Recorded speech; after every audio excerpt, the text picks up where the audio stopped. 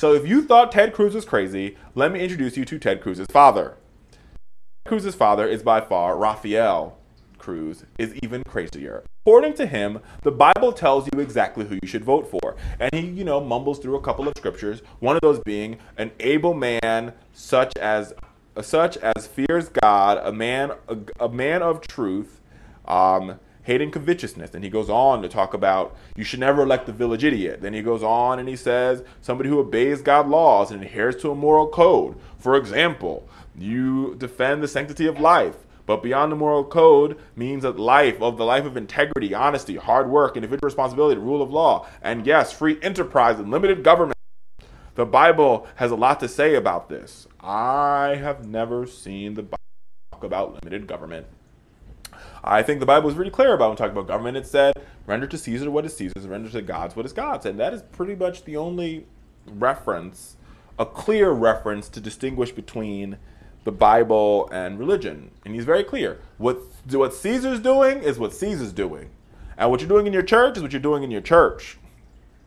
But the Bible also talks about, now let's be very clear, and let's think about who the main character, Jesus.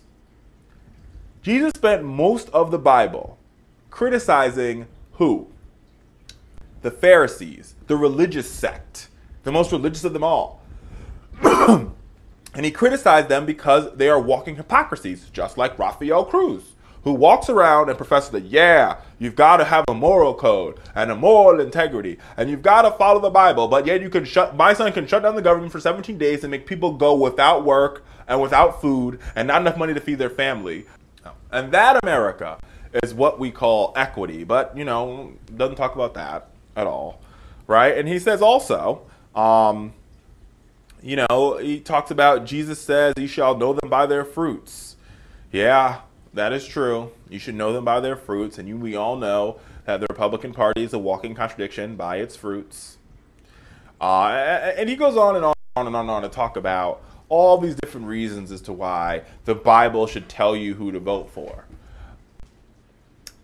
And I got to tell you, folks, this is one of those plays, first of all, I don't know who died and made Rafael Cruz, God's, disciple.